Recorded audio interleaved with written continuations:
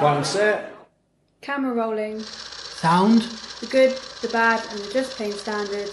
Take one. Salut. Hey! Alright, today we are reviewing Baby Driver, starring Ansel Elgort, John Hamm, Itza Gonzalez, Lily James, Kevin Spacey, and who else do we need to talk about? Flea's in it. That's quite cool. Did we mention Jamie Foxx? Jamie Foxx, of course. He was a very strong actor in it. Was Bill Murray in it? No. Because Yann describes it as lost in translation, don't you, Yann? Ah, right. Titles, right? Segues. So, Baby Driver, right? So that's the title in the UK and the US, I believe. And the French version, well, they kept the same, actually. It's also Baby Driver, but in Quebec, it's Baby le Chauffeur. Baby the Chauffeur. Yes. It's driver in French, basically. So, something interesting. If you go to Google and type like Hollywood movie titles in France, you're in for a treat because, well, I'll give you two of my favorites. The Hangover, right? That's the original release title. It was translated into French as Very Bad Trip. Yes, yeah. true, Very true. Yeah, I mean, it would have been a different film if they were on magic mushrooms, wouldn't it? Instead of The Hangover, it's like, oh god, it's just a really bad trip. It's good. And in Quebecian, well, in Canada, Lendemain de Veille, which is closer to the original The Hangover than Very Bad Trip. So, actually. is French-Canadian totally different to standard French? Well, it is. Well, their curse words are Christian-based. Oh, right, It's okay. like really weird, and their accent is very strong when they talk. Well, not when they sing, way less. But well, the last one now, Silver Lining Playbook, was translated into Happiness Therapy in France. This is totally different. And Le Bon Côté des Choses in Quebec. That was my favorite ones. So, do they have any... Have you seen most of those movies? I've seen The Hangover, obviously. I haven't seen the Happiness Therapy. So, do you think the titles are accurate, even in French? Like, would say if you just saw the poster and obviously it's translated into, like, say, The Very Bad Trip, would you still go and see it and be like, the title was accurate? It's not... I think they have a look at what would attract people more. Like The Accountant. Right. Was translated. I haven't seen it, but the name translation is the name of the character. I think it's Wolf or something. Well, I don't know, but that's the actual title in France, Mr. Wolf or something. Ah. Yeah. So it's not translation; it's just adapted. That's quite interesting. Because I mean, The Accountant is a boring name. I haven't seen the film either. It looks alright. I mean, looks like a standard action movie, really. Yeah, well, it's like a standard conception that accountants are boring, so... That's true, I've fallen into the trap. Maybe that should have been the tagline, not your standard accountant. Not your standard accountant. There you go. In like big parentheses. Yeah, in Comic Sans or something. But then would Baby Le Chauffeur be translated as Baby A Driver? Actually, Baby the Driver. Baby the Driver. Baby the Driver. Yeah, Baby. Because that's kind of different, isn't it? Because Baby Driver kind of shows that people kind of treat him like a kid. He doesn't know what he's doing. And actually, he's an adult. He's a lot more intelligent than most people around him. He's an incredible driver. There are no kind of comparisons. Whereas Baby the Driver is literally a translation of the guy who drives the car. Called Baby. It's called Baby. Exactly. So I feel like something's lost there. Canada. That's quite good, Canada, actually, you have lost something in your title. Yeah. So, I think the cinema experience is quite something that I'd like to talk about for seeing this one, because I don't know about you guys, but I didn't know anything about this movie. I think I saw maybe one trailer, and because I like Edgar Wright and I wasn't up to date with what was going on in Edgar Wright's life. I'm a massive fan of the Cornetto trilogy, and actually Scott Pilgrim too. I really enjoy Scott Pilgrim. I know people are like hit and miss on Scott Pilgrim, but I really enjoy it. Oh really? Yeah, it's a weird one, Scott Pilgrim. I mean, I read the graphic novel too, and it is different, but it's not necessarily bad in any way, shape, or form. I guess some of the jokes are a bit cheesy, but that's the whole point, right? Yeah, and also the thing with Scott Pilgrim is Scott Pilgrim, the movie, came out before the last graphic novel came out, so people saw how it ended before the novel came out. So it was like Game of Thrones before Game of Thrones. Yeah, right. They had the problem first. Well, how I went into it. I saw you guys saying that it was great, but I also read some stuff saying that it was a musical. And you know how I love musicals.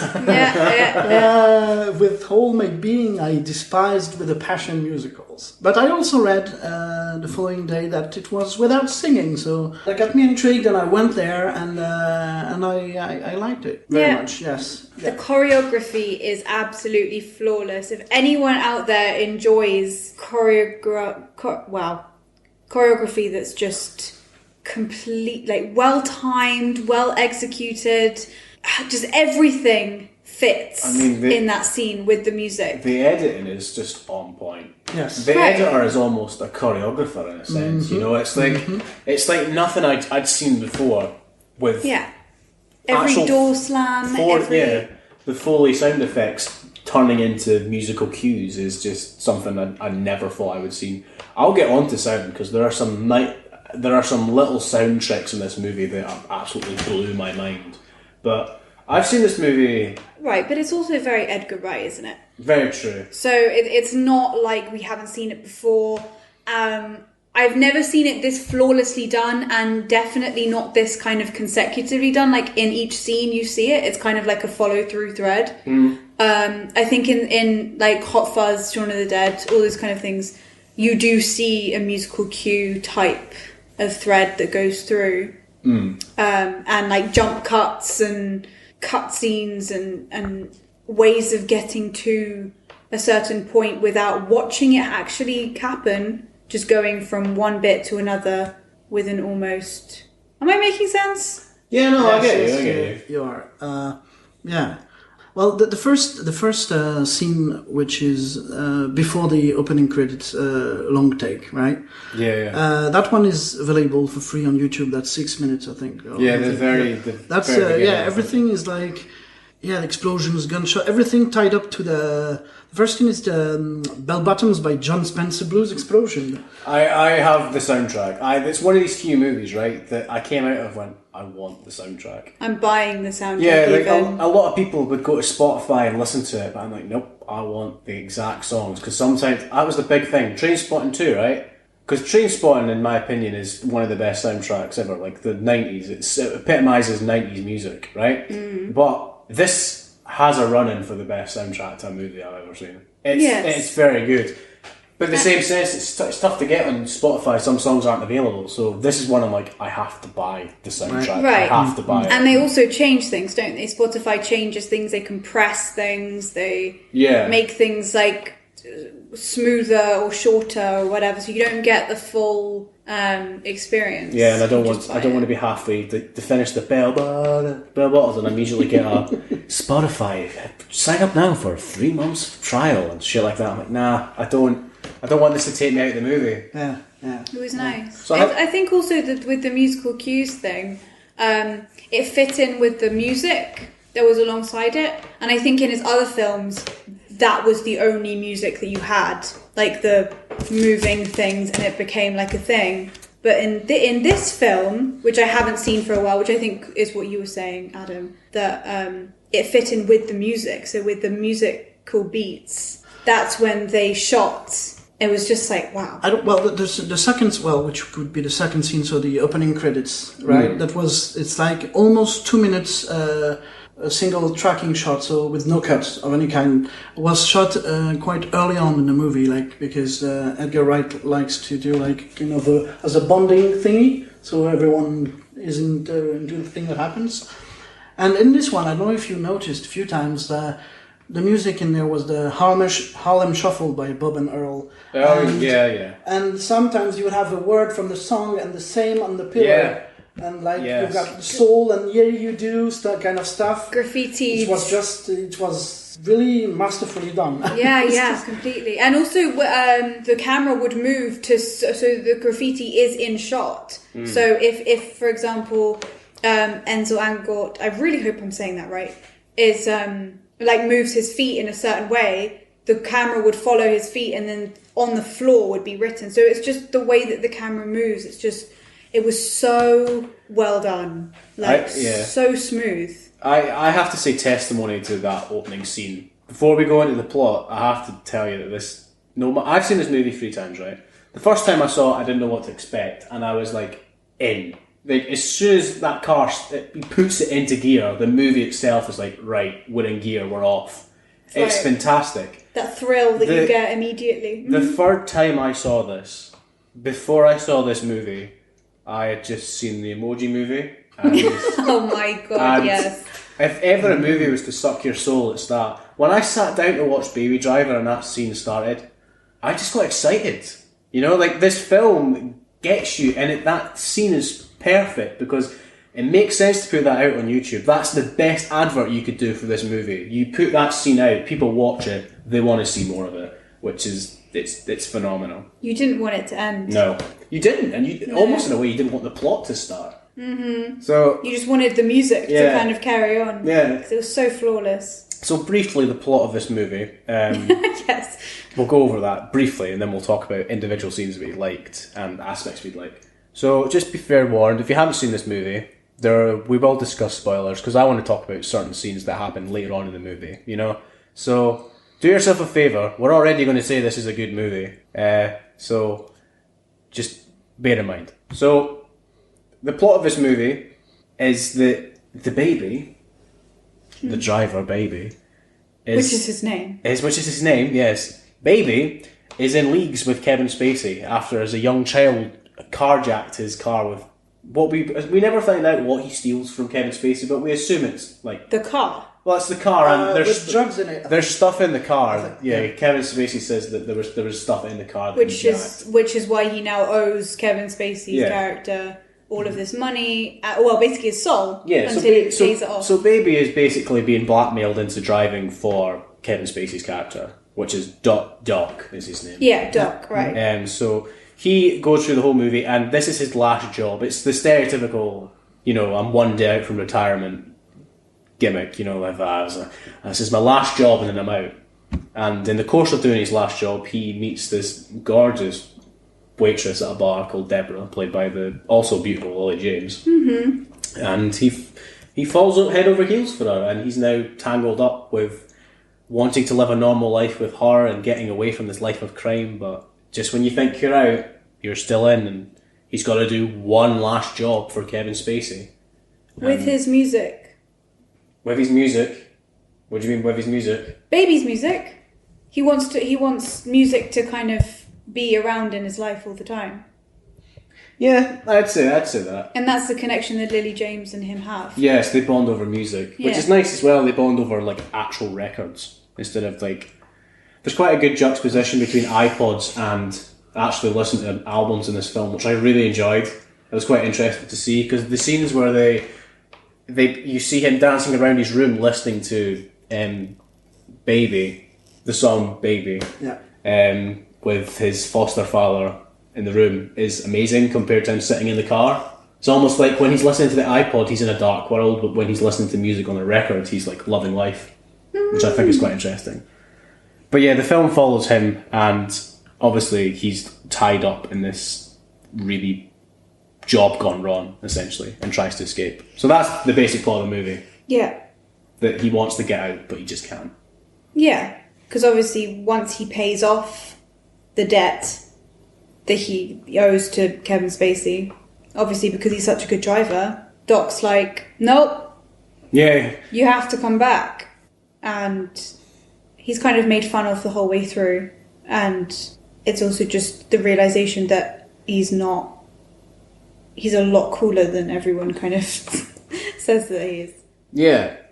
But that whole beginning part with is he retarded or something with Big John Bernthal? Is he slow? Is he slow? Yeah. That's also on that song is also on the soundtrack, the full version of that.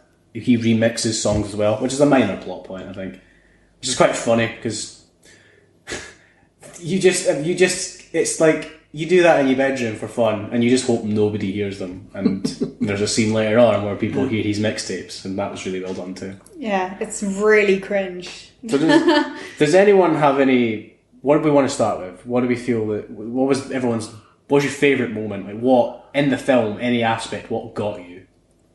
At what point did you realise this is a good movie? Well, as I said earlier, the very second scene they opened the credits, when I realized, it took me like 10 seconds to realize it was a tracking shot, and I was just, the whole thing was just so beautifully crafted. I was just, okay, now that's something. Yeah. Like, and yeah, I was hooked. Yeah, it was kind of genius. And I think it is a pleasure to watch because it's so flawless. Like, I mean, the plot was amazing as well, and the acting was strong. Which actually, there aren't many films out there that kind of get that flawless. Like every single component is flawless. Like there's always something a little bit wrong with the acting, or the direction is a bit strange, or something like costume. But everything, like even the color schemes, were all the way through the same. And another thing that we spoke about earlier as well was that you can watch this many times, and each time you watch it, you find something different because there's so much going on. There's so much stimulus. It's very multi-layered. Yeah, completely. And that also just goes to show how each department of the film was completely amazing. I think it's a good testament too to Edgar Wright that there isn't a scene in this movie that you'd want to skip. I've seen the movie 3 times, and there's never a scene in it I go, I don't prefer this scene.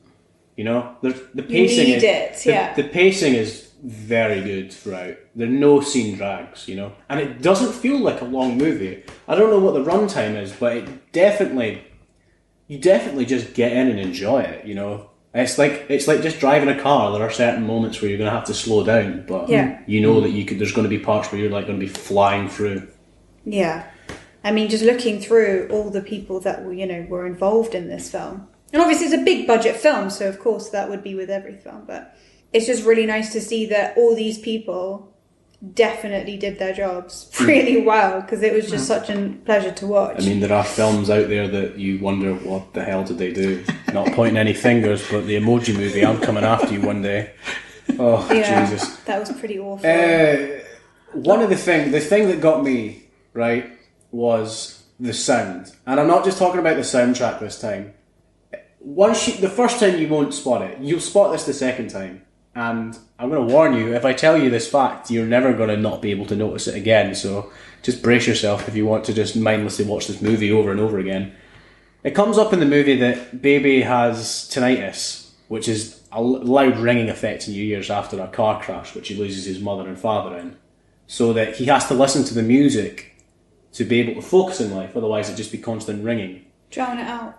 Ever since the title card for the BBFC, which is the British Certification Board here in Britain that rates it, I know it's different in America. You have R-rated movies, we have like 15s and stuff like that. As soon as that leaves and we get the TriStar logo, there's a ring, like a standard ringing noise that goes through the movie. I didn't notice that. If the music is not on, you'll hear it. That's but when insane. the music's on, you don't. And it's incredible. And the other thing that's good is when Baby takes his headphones out or somebody knocks them out, it's Pan speaking. So if they knock it out of his left ear, which they usually do, you'll hear the music coming faintly from the right-hand side speaker throughout the whole film. And it's tiny details like that. I'm like, that's when you know you're in for a good ride. Like, I didn't notice this the first time I watched it, but the second time, when he's running, he doesn't have any music in his ears when he's running away from the police. So he puts his fingers to his pulse. I didn't spot that. And it's so interesting because obviously it's going much faster, but you can hear it. You can hear his pulse, like do do do do do. And you're thinking it's because he's trying to drown out the hum in his ears, so he's listening to his pulse, because that's also another type of music. I didn't spot that at all. Amazing. That's amazing. This is the thing about this film, that like it's just little things like that to just piece each thing together. I know what I'll be watching for next time. Yeah, exactly. It's so interesting, so interesting. And obviously all the little things, that you deal with if you have some sort of disorder like that. I don't know if you'd call it a disorder, but some disability as such, yeah. Disability, yeah. We've just offended all the people with tinnitus. Sorry. Well, my uncle, as I realized last month, that he has that. So he has a constant thingy. Wow. So, which is cool because he doesn't hear when our Jack Russell is asking for something like, Oh, so he just thinks she does that quite a He lot. just thinks it's the white noise. That's really annoying. So yeah, he doesn't. Wow. That's so funny. That's the only advantage. Oh yeah, my cat used to annoy me so much with stuff like that. Anyway, no, definitely go and see this film. I will. I kind of want to ask everyone, how they felt because Why don't you? Why don't you ask us how we felt? Oh. How did this film make you feel, guys? Go on, Yann. How did this film make you feel? Good. Good. That's quite a specific answer. Oh, I had goosebumps all the way through. No, I mean, sure. it made me feel like I would have some stuff to say about it afterwards. Because it's so rich and so, as I said earlier, masterful. It's just incredible. As I said earlier also, musical is not my thing, but it reminded me, this specific Baby Driver reminded me of a movie I loved from the end of the 90s. I'll talk about that a bit later on in the podcast, which is also heavily relying on music. Not masterful, it was not as successful, but it's still a big thing in my life. It's called Empire Records. I'll talk about that a bit later. Okay, sure. Yeah, it reminded me of that, and that's a good thing. Nice. Yeah. How did it make me feel? It's hard to think because I've seen it so many times now. So I think my initial feeling was, this is just amazing.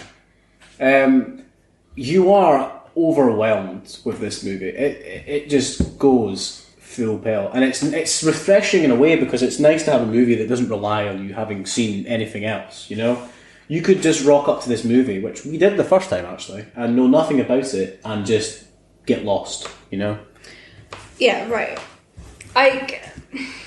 I wanted to add something.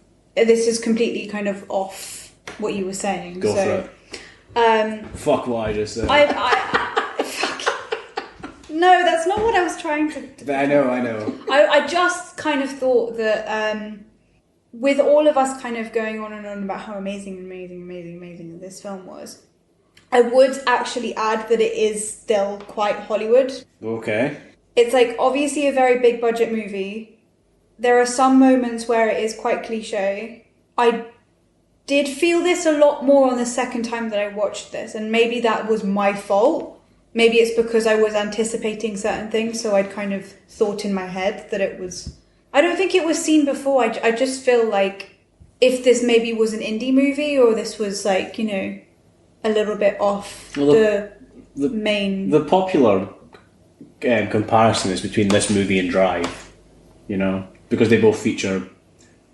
not angsty, more like lost souls that don't want to be driving anymore. Yeah, right. It's lost souls, but it's also lost souls who... I mean, it's still quite Hollywood. Why don't you give us an example? What bit? Is there a major bit in the film you're like, oh, this is so Hollywood? The production logos at the start? Yeah, well, yeah. The fact that John Hamm's in it? I'm saying this... I'm not saying this out of anger. I'm No, not I saying know, that it just takes curious. anything out of it. I'm just very aware, right, that this film has Hollywood actors in it, big names, and they have the budget and they have the mind, I think it's a tough minefield, especially when a film has a big budget, where you can get lost with the money and you're just buying things because you can. Especially because we saw Spider-Man Homecoming, which you might be thinking, like, how is this connected to Baby Driver? Fun fact, they're both filmed in Atlanta. Like, Atlanta's the place to go if you want to film a city. Like, a lot of films are filmed in Atlanta to sub in for, like, New York. Yeah. Yeah, Avengers. Walking Dead is famously... That's quite funny. One of the last scenes in the movie is two characters driving down a road. And I watch Walking Dead, and that road is used in every Walking Dead episode where they're, like, got to drive down a road. I was just expecting, like, Negan to turn up and just, like, wallop Baby in the head, like, game over sort of style. I don't know, I think this might be for people that enjoy maybe more indie films, maybe a bit more kind of off the radar films. I think everyone should see it. I just feel like people should go in knowing that this is a Hollywood film. It's more Edgar Wright Scott Pilgrim than Edgar Wright Shaun of the Dead.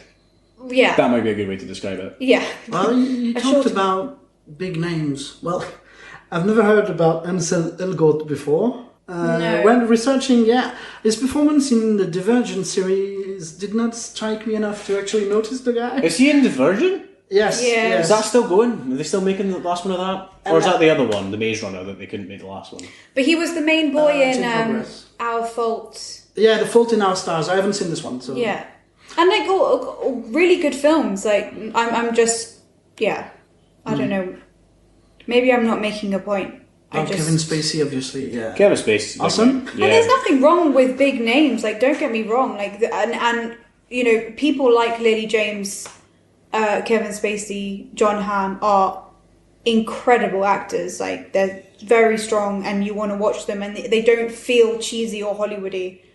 I just feel like sometimes the dialogue scenes were a little bit kind of, everything's very perfect. It is a blockbuster, though. Right. You know, like that. I would classify it as a blockbuster. Right. And as a blockbuster goes, I put it in the same category as the new Planet of the Apes series, which I'm a big fan of the new Planet of the Apes series. Like, I think that's one of the ways you make an intelligent blockbuster. You know, could talk about that someday. And it shows you that if you make a blockbuster, it doesn't have to be just some mindless bullshit. Well, I mean, Excuse my French. Yann. Was that French, Yann? Tout va bien. Mouth. When I think about blockbusters, you know, the very first blockbuster is Jaws, right? Mm-hmm. I put this in the same sort of feel as Jaws, because Jaws, when it came out, was its own thing. Like, the word blockbuster didn't exist yet. I think this is like a reimagining of a new blockbuster style. Right. Like, a blockbuster nowadays is an Avengers movie or a new DC movie or... God, what was it before then? Like, there was a whole block of films that used to come out. When Harry Potter was the one, and then it moved into like Hunger Games sort of style movies. You know, it was always these sort of movies when I was growing up, at least. So Franchises.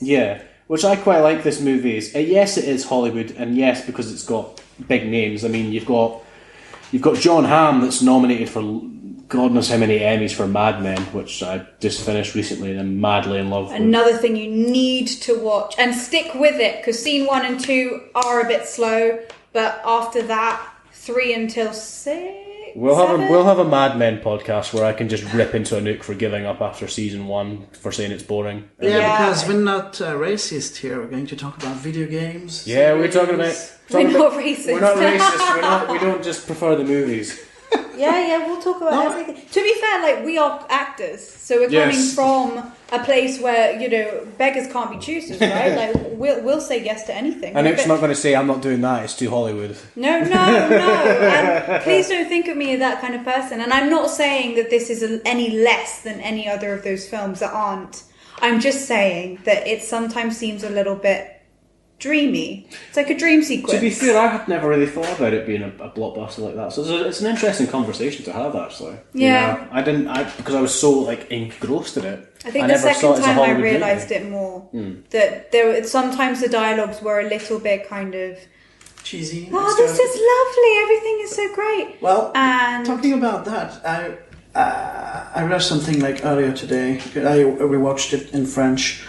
Legally, obviously. Does it hold up in French? Not really. No. Not really. Because all the jokes needs to be adapted. Just like, well, titles is quite straightforward. You either you translate the exact same thing but jokes, it has to still make sense and stuff. So the scene where, well, there is in the diner, which is kind of a normal, realistic setup where when Baby and Deborah are flirting in a rather stereotypical way. Is this the first time they meet or the second time? Is this before the laundry scene? That's before the highly stylized laundromat scene. Oh, right, yes. With the colors, and then where in that highly stylized scene, they actually talk heart to heart about their mothers. So it's less stereotypical, and I also like the way at the end, you know, the red laundromat. There's something with the red in this movie. Red is everywhere. Yeah, we will get into the colour scheme of this movie. Yeah, the laundromat turns, and then it dissolves into the red record and stuff too. So, Yeah, beautifully shot. Really strong. So do you think the dialogue and the flirting scenes is a bit standard then, or does it? I think it's a bit joke. It's does it like not theatrical. It doesn't work in French then. Well, it That's never works interesting. in French. It never works in French. But I think in English you'd say it was. I felt it was kind of the same, kind of more jokey, kind of. You don't know the person in front of you anyway, so you just go like flirty-ish, like not revealing too much. No. It's a tough one for an acting point of view because obviously Baby is this like mysterious character, and we don't know a lot about him at this point in the film at all. I don't even think do we know? No, we do know about the mum because we have the flashback when he's making the record of the car crash. That flashback scene is beautiful as well. Yeah. I was just entranced. That whole flashback scene. The first time I saw this movie, I thought his mum was Pixie Locke for some reason. No, But it's not. It's not Pixie Locke from Theme of the Fred movie. It's Sky Ferreira. Oh, right. Oh, there was a gag in there that I liked because I always thought about it and say, as my culture was not strong enough. And you know the Michael Myers masks? Oh my god. Yes, I asked myself that questions a few times in the past. Like, Michael, who? What the? Why is it? No, I have definitely had that conversation with myself for sure, which is so nice because it's like relatable. That joke is so relatable. When someone says Michael Myers, you immediately think Austin Powers, right? Should we talk about that scene then? Because that's one of the scenes I want to talk about in this film. Because it introduces us to the main antagonist of the film, which is Bats, right? Played by Jamie Foxx. Mm-hmm. Strong. Fucking hats off to Jamie Foxx is very good in this movie, you know, like, and it's not even stereotypical because he plays this like gangster that you could see. You could just play the bog standard like black wannabe gangster, you know, like robber. But he brings something else to it, you know. Like there's a subtlety to his performance because he's crazy, right? He's bat crazy, but hence Bats. But it's subtly done. Like you never know when he's going to go over. You never know when he's going to explode. Right, well, as an actor, you're always told never, ever act crazy. Yeah, never give away your secrets. You never... Just like, don't go full retard, man. Yeah. You never go full retard. Yeah, or like if you're in an audition, because obviously a person who is crazy doesn't actually think they're crazy, usually. Sure. So he usually makes little jokes about how he is crazy, but it's kind of done with a little bit of a defensive attack. It's a weird one. It's like a defensive attack. It's like I'm crazy. Well, it comes up later in the film as well that the more crazy character is John Hamm's character, or Buddy. Like he's an intense crazy. Like when he breaks at the end of the film, I'm more terrified of. Well, to be fair, I'm more terrified of Donald Draper giving me a hard time in Mad Men. And Buddy in this film is slipping water. I just don't want to mess with this guy. You know, like it's always under the surface. And mostly it's because with Bats, you don't like him. Yeah. Not as in like as a character he's awesome, like amazing. But as a person, you would never be like, I want to go for a drink with this guy because he would definitely blast me for no reason. I never want to ask this guy for a stick. With John Hamm, there's a really nice scene with him and Baby where he's like actually trying to console him. Yeah. And there's like it's almost like a fatherly figure. Yeah. And you kind of think that they could even have a relationship, that like he's actually looking out for Baby because everyone else keeps attacking him. And then something switches and it's like almost like it might be because Darling, his wife, gets killed. Spoiler. So he kind of goes crazy, but he's always that crazy. It's never that whole thing of like, oh, he's lost the love of his life, that's why he's become this kind of psychopath. Did we like her? I loved her. I don't know how I feel about that character. It's a shame because she's a good actress and she does it well. It's just there's so many vibrant characters in this movie, you know. We've got Baby, we've got Lily James's character of Deborah, we've got Bats, you've got Buddy. You've even got Sam, which is Kevin Spacey's nephew. He was only in the movie for about 5-10 minutes. Yeah, but I get the quote. That's my quote for the movie. We'll go to quotes. We'll come back to the quotes. It will come at one point. Yes. I feel like maybe she was a bit lost in all of the thing, and that's nothing to do with her, and I don't think that's to do with the writing at all. And I also think that nothing could have changed. I think because if she put in more, or if they gave her more dialogue, or if they gave her something different, like it would have changed something. And the dynamic was actually quite nice. That weirdly enough, that relationship, John Hamm and Isa Gonzalez, I really hope I'm saying that right too. Like they kind of like bump. You can't have one. You can't have one without the other. Without her, John Hamm never snaps, and without John Hamm, I don't know. She doesn't have someone to manipulate. That's her trait. She's a manipulator, and I think she's a temptress as well. Right? She uses her sex. Yes. Sensuality. Yeah, Bats looked at me funny and stuff. Yeah. Yeah. Do you know what was really sexy? When you stabbed that guy randomly who looked at me funny. Bats just looked at me funny, and it's just fucking crazy. I kind of want this film to be connected to Hot Fuzz, so that John Hamm is the guy that stabbed Simon Pegg in the start, dressed as Santa Claus. Yeah. It's like that's who she stabbed. She stabbed him. That would be quite funny. Going back to that scene with the masks, right? Yeah. I think that's one of the few examples that reminds us we're in an Edgar Wright movie. Like that sort of comedy. The joke is that they say get the Halloween masks, which are the character is Mike Myers, who is the villain in Halloween, who doesn't say anything, which is quite funny as well because he's kind of like Baby. Like Mike Myers doesn't say a word, you know. Mm-hmm. So not Jason then. Not Jason. No, not Jason. Okay. No. Okay.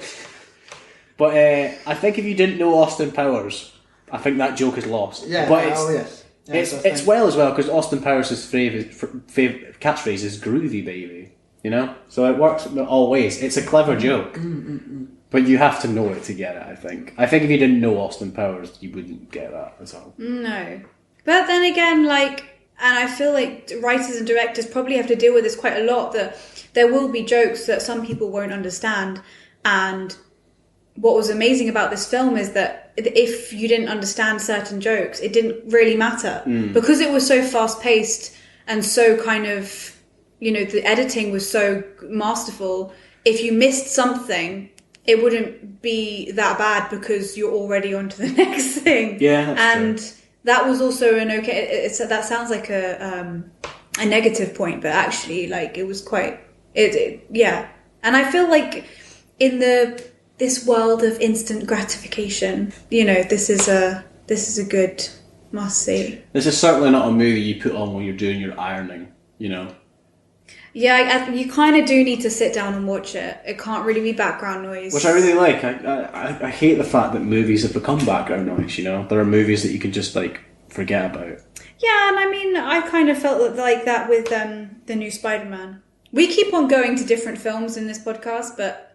Don't worry, we'll talk about Spider-Man one day. Yes, and we'll talk about Baby Driver at some point in the podcast. Yeah. There was a joke that was clearly lost in translation because of the pronunciation. Lily James' character, Deborah, right? Right. It's spelled Debora, right? Yeah. And we don't spell Deborah ever in French. It's always Deborah. Oh. Kind of, so the whole tiny bit they have, it's just... doesn't work the same. Oh, what a shame. Yeah, I mean, coming from England, you forget that... There are other places in the world. No. Standard English response there. That's not what I meant to say at all. Before you mansplain me, thank you. Oh. Somebody just put baby in the corner. Oh, badumch. Oh, I am manspreading right now. I feel so good. But there's no one sitting next to me. No, what was I saying? Thanks. I think we were making a point that you don't think about other languages being writing in English. Well, yeah, I feel like when I'm watching a film, you do forget that if someone doesn't understand, if it's not their first language, how much was this film understandable? Well, they hopefully they don't use Google Translate. They don't use your Google Translate to adapt movies. They are professionals, so that's why they actually make new jokes. You make a leaf and leave. You make like a tree and leaf kind of stuff Yeah. in Back to the Future. That's totally different in French. What's it in French? Tu fais comme dans l'infanterie et tu te tires ailleurs, which is kind of a military joke. Alright, okay. And you make like a tree and leaf. It's just lost. But It would those be. old ones, the translation of the joke was quite clever also. I think translations are quite funny. The only experience I have of watching a movie that was translated is, for some reason, when I was in Germany, I watched Man on Fire with Denzel Washington, right? So, in that movie, there are scenes when people are speaking is it Spanish or Mexican? It'd be Spanish. Mexican isn't a language. I probably just embarrassed myself, didn't I? It's like South American. Well, no. No, Mexico is I not- think Mexican isn't a language, but I think they have an accent. I think it's a version of Spanish. Yeah, sort of thing. yeah. So they're talking. So they talk in that, and you expect that So it's subtitled, but those subtitles are put into German. So Of course. I'm watching I'm watching an English movie that's got German subtitles translating Spanish into German, Nice. which is very weird. There was a scene where I understood the scene more because I understood the words in Spanish rather than German, which was just totally bizarre to me. Yeah. It's like at the time when the legal streaming services were not that developed, you would illegally download American movies dubbed in Chinese and subtitled in Korean, kind of stuff. That was an interesting moment. Yeah, I think it's quite nice to kind of talk about films or any type of media to different people, because you see things in a different way. And I think, you do kind of settle watching films and think like, oh, maybe this is how everyone sees it, but actually no, everyone comes from a different... I think it works with place. this movie as well that the story isn't locked by, where it is. There are some movies you watch and I imagine in France there'll be movies that you see and you just don't get because they're so based in where they are. Where in this movie it's universal. This story works no matter what country you're from. Yes. And wanting to get away, which I really like, which I gotta give the writers credits for, because I think that's really tough, especially because if you're making a big Hollywood movie that people around the world are going to see it. Yeah. That's what you mean. Well, yeah, it reminds me also that when you asked earlier how I felt, that's why I actually went into it. When I said earlier, well, it sounds like a musical, I don't want to go, but I've read it, there's no singing. I've seen the headphones on the guy, it reminded me, and that's what I felt watching it. When I was younger, myself having headphones and pretending to be like Michael Knight, like on the road, like doing crazy stuff with the music in my head. And, Nice. Yeah, I did that when I was younger on safe, empty roads. Yeah, That's cool. music really does have a thing with driving. There's a whole category of songs that are driving songs. Oh, I mean, if you listen to the soundtracks from films where they drive most of the film, usually those are the best soundtracks. Yes, yeah. Like Drive with Ryan Gosling has one of the most amazing Good film, soundtracks actually Yeah. ever. And I don't drive, which is kind of sad. But I have been in cars where in the passenger side where the soundtrack has been on, and yes, it is very good to listen to while you're driving. Also, something I really loved, you talked about it earlier. I think Lily James was perfect for the role, gorgeous, and that smile will get me every time. Yeah. I haven't seen her in Cinderella, I haven't seen her in Pride and Prejudice and Zombies either. And I'm sad I missed her Juliet at the Garrick last year with Richard Madden. Yeah. We missed that too. Isn't that the one where he injured his foot? Yeah. Yeah, that's right. Mm-hmm. Oh, that would have been amazing. Yeah, that would have been good actually. Yeah. Shall we pick up on the colour then about this film? Because I feel the colour of this movie is just so vibrant. It is a vibrant film. There are 3 colours in this movie that are near enough always there. Blue, red and yellow. Blue, red and yellow are in everything. Yellow is the colour that Deborah wears quite a lot of the time if it's not black in her waitress outfit. Like when they go to dinner together, she's in this floral yellow dress and it just totally suits her down to the ground. Baby is almost always in a blue, some shade of blue throughout the film. Mm-hmm. And of course his car, the start of the movie, is red. And red's, the neon vibrantness of the red is always there. And it also plays in that once the film sort of it takes you away from the colour red, because the first time we're introduced to Bats, he's in like this really vibrant red king card of the playing card, the king, which is obviously his statement, like, I'm the king of crime, sort of thing. With this like really gold pendant, which is of course yellow. Yeah. But ever since he has he comes in the movie, the colour red seems to like slowly fade out.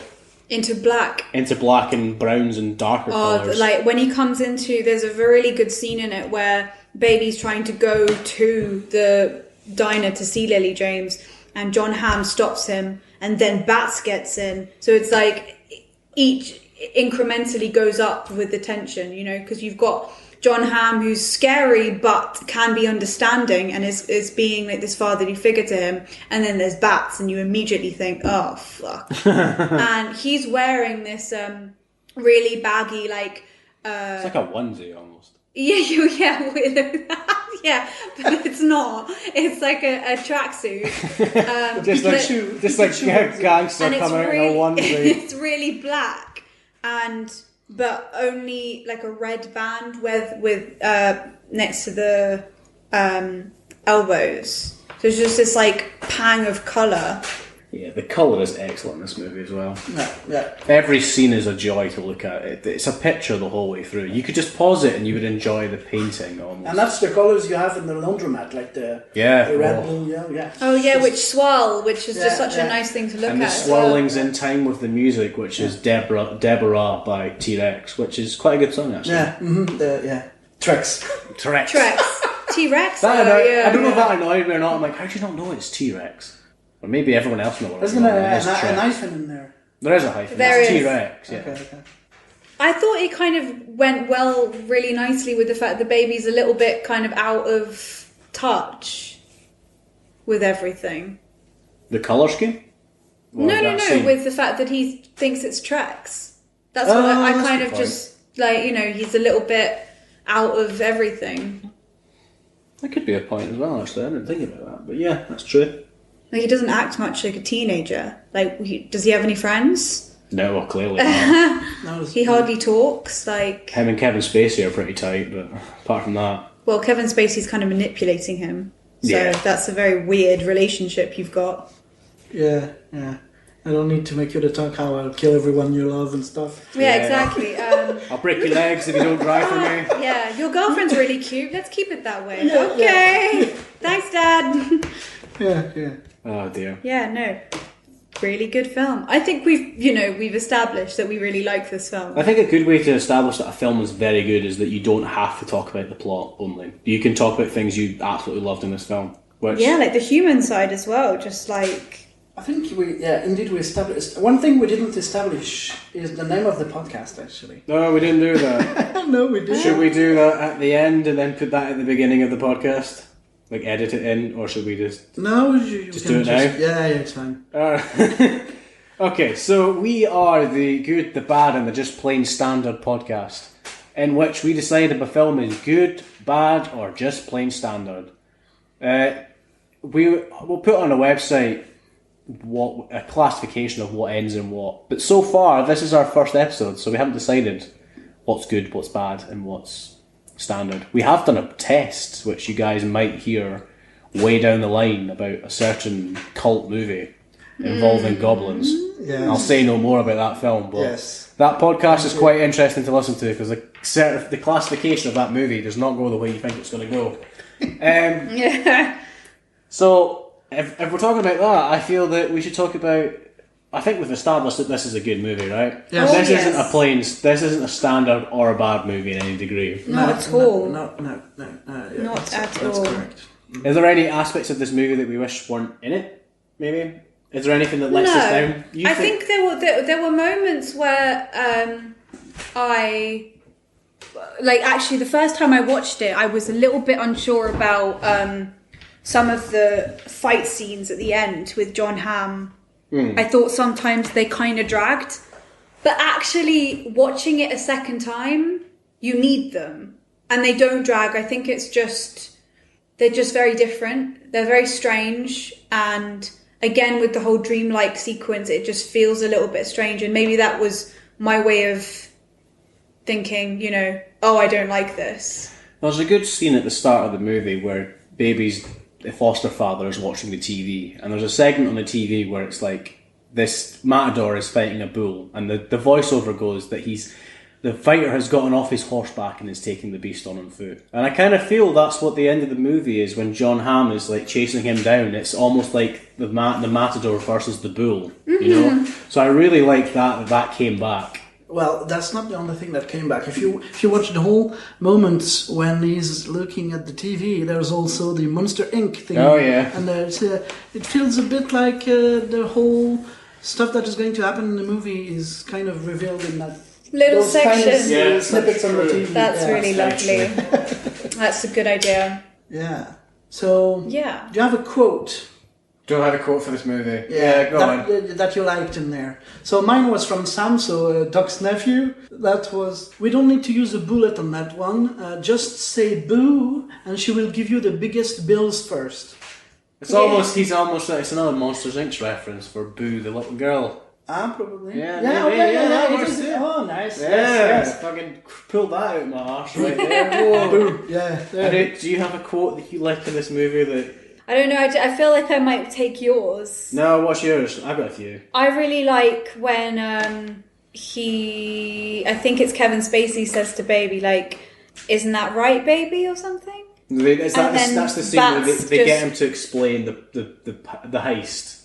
Right, and Yeah. Bats thinks that Baby's not listening, and of course he then takes out his earbuds and says it Yeah. Word for word, perfectly yeah. well.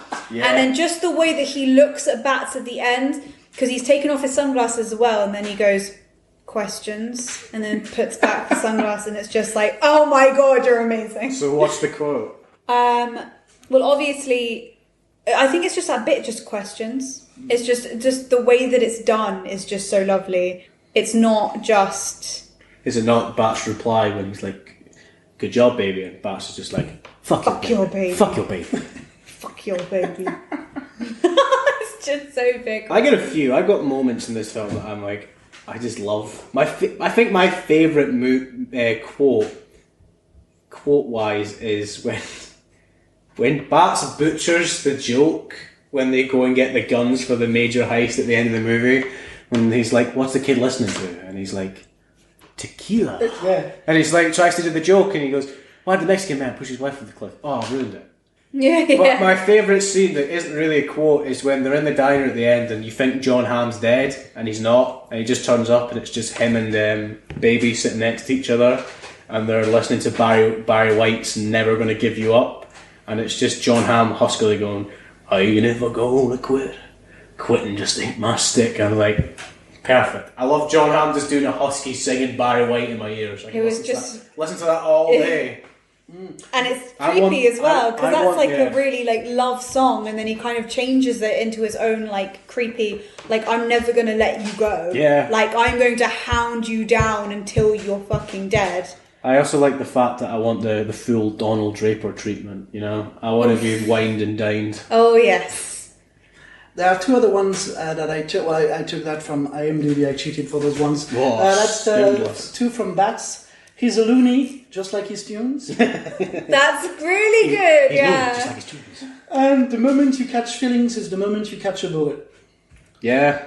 Fucking deep, man. Deep stuff. Yeah. And something else Anouk reminded me of about the planning scene. How the exposition, well, not that much exposition, but the only, when Doc explains his relation to Baby, With the job. yeah, it's just their past relation is just done in less than a minute while he's drawing the. Yeah. It's not dragging and there's this and stuff. Yeah. It's just done so quickly. Yeah. I think that Perfect. sums up the movie. It's like a flawless executed board. You just draw it and you get on with it. It's great. The quote after the Kevin Spacey says is just oh, and while I've been telling you this, I've just beautifully executed the plan that we have. How great is that? Isn't that amazing? So, Did this movie remind you of any other past movie that you particularly loved?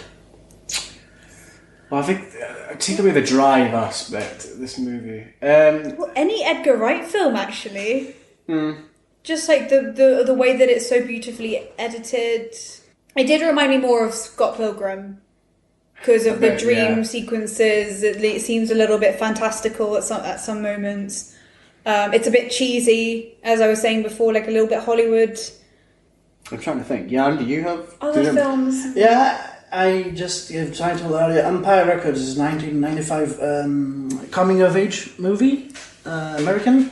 It follows a group of record store employees over the course of one exceptional day, and they try to stop the store from being sold to a large chain. I've seen this film! And learn about each other along the way. This is a great film. Yes. We have to watch this film. This is so good. Directed by Alan Moyle and stars Anthony LaPaglia, Robin Cheney, Rory Cochrane, Renee Zellweger in one of her earlier roles, Ethan Embry, Johnny Whitworth, and my favorite actress of all time, Liv Tyler. The movie didn't work that much. No. Because I won't give the name of the studio because I don't remember the name, but it's the studio, probably the only studio in the world who passed on the Clueless script.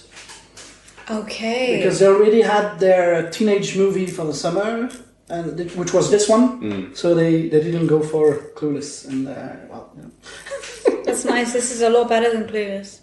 I'm going to go with Jaws. That I said earlier. Yeah? This film reminds me a lot of Jaws, and not obviously the plot. I mean, Baby's not trying to kill a shark or anything. No. But the fact, just the whole feel of like being on your own. You know, like nobody in Jaws really believes that the shark's there until it's too late. You know, and when everything does go downhill in this movie, it like escalates. Like the last 20 minutes of this film reminds me of the last 20 minutes of Jaws. As soon as Jaws attacks the boat, it's relentless, and every time they think they killed it, you know, it comes back. And I'm also kind of reminded, like the very last scene, not the last time we see John Hamm when he like falls onto the car before the explosion, just reminds me of the very last time we see Jaws in the film when Sheriff Brady blows him up.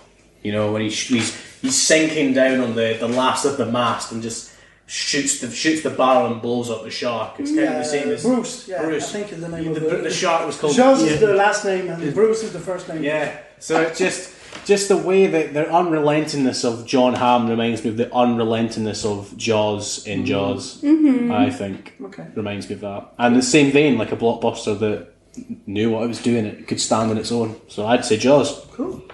Anouk? You got one? You said I said Scott Pilgrim, but I feel like obviously it's the same director and same co-writer? I don't know, actually. I don't think so. I know that he co-wrote Scott Pilgrim, but I'm not sure if he... No, he did write and direct Baby Driver. Yes, he directed Shaun of the Dead, Hot Fuzz, Scott Pilgrim. Yeah. That's the world and the world's end. Did he write Baby Driver? He did write and direct Baby Driver. Yeah. He's a genius. He's a very good writer. Yeah. But something that's not Edgar Wright, not off the top of my head. I mean, it did feel very Edgar Wright. That's a perfect point to say, yeah. And I think that's what it reminded me of. That it's not what I was expecting though. So don't think that like, oh, it's just another Edgar Wright movie. No, it's it definitely was very not, no. different. But I just mean that you could really see his stamp on it, which was quite nice because it was something new, but it was also like. It didn't alienate anyone that would want to see it if they wanted to see an Edgar Wright film. Right, that's a good point. Yeah, definitely. When you're talking about Edgar Wright, so you're good? Yeah. Okay. I'm done. Talking about, I did not want to interrupt you there. Yes. But anyway, what you're saying is boring. Let me I'm a man. No, I loved that the same guy wrote Ant-Man and the Adventures of Tintin. Oh, yeah. He wrote that. Really? Spielberg made it, but he wrote it.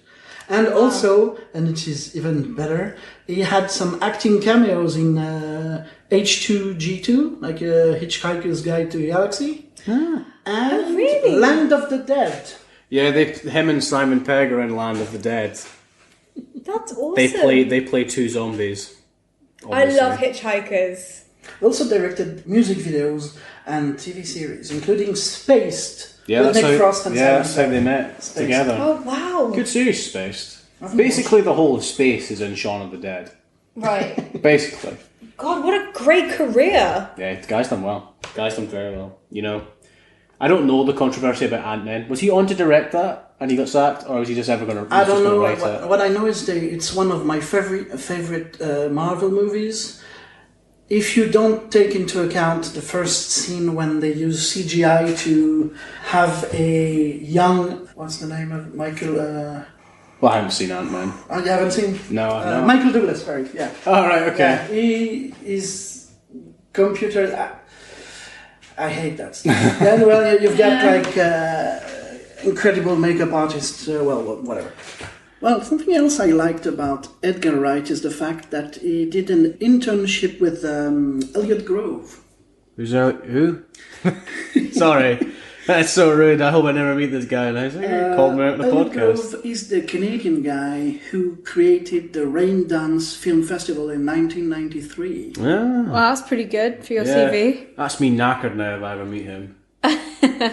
Didn't know who I was. Are you Adam? You're the guy that didn't know who I was on Baby Driver. Like, yep, that's me. That's relevant because Patrick Tucker is a tutor at there, because they also have a film school at the Raindance. It's kind of a global kind of stuff. That's where I went to do the low to no budget filmmaking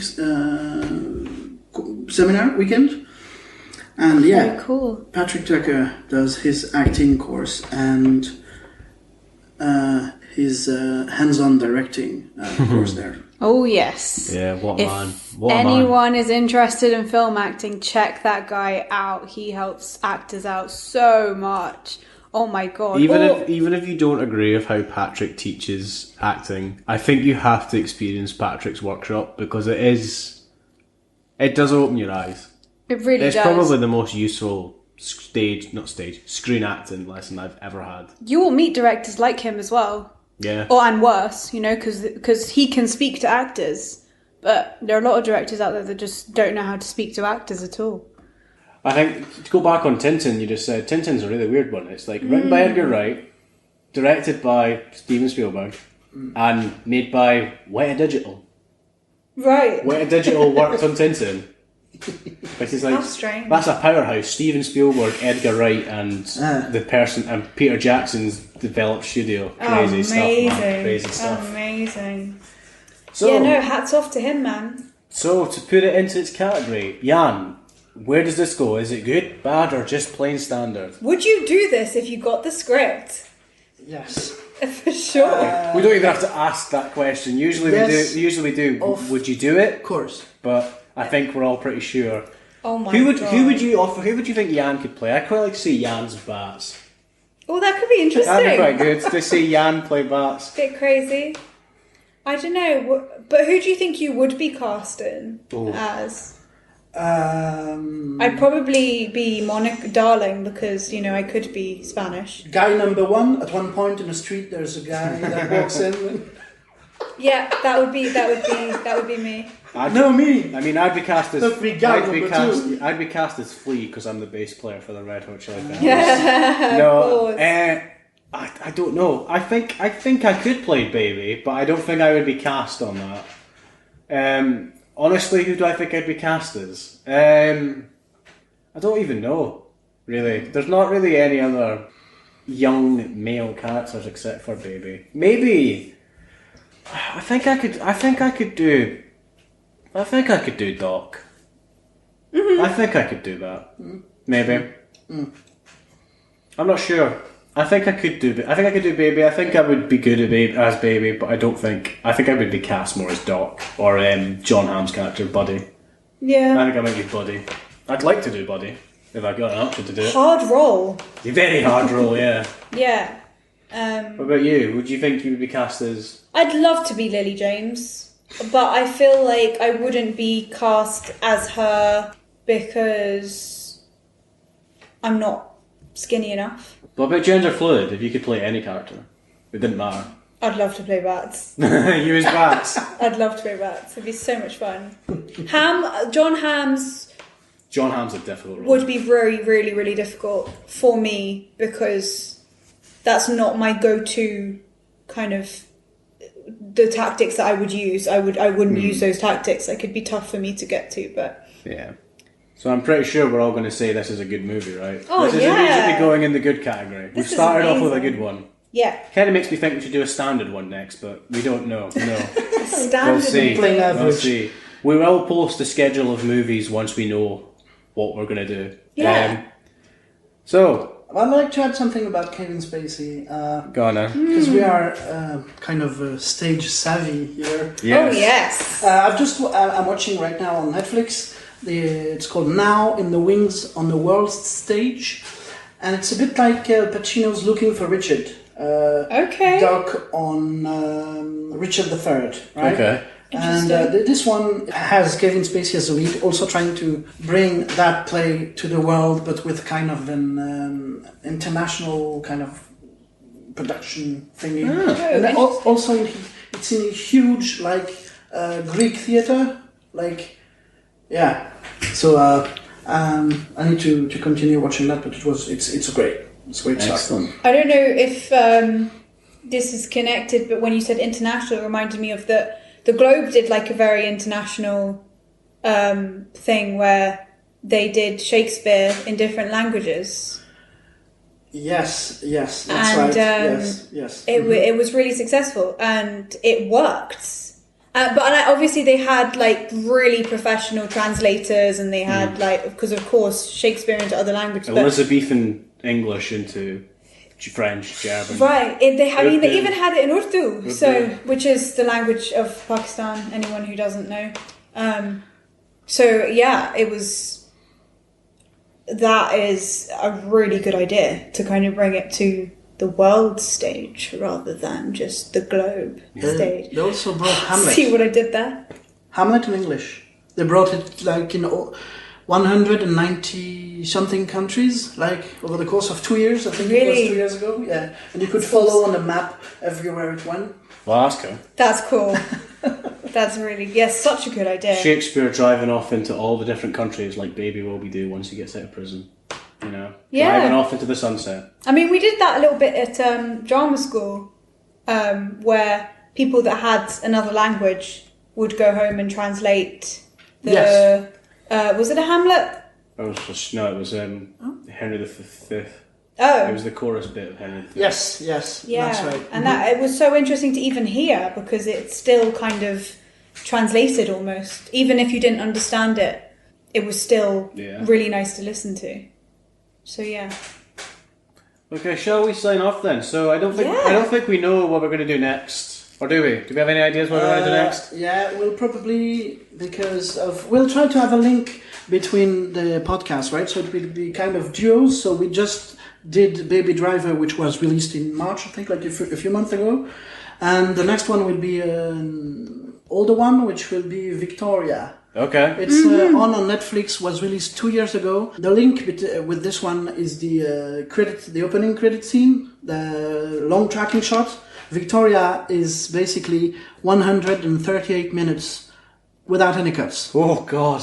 Oh my gosh. That's insane. That's going to be a good one. So we'll keep you up to breast when this one's coming out. But Yes. thanks for listening. This has been the good, the bad, and the just plain standard.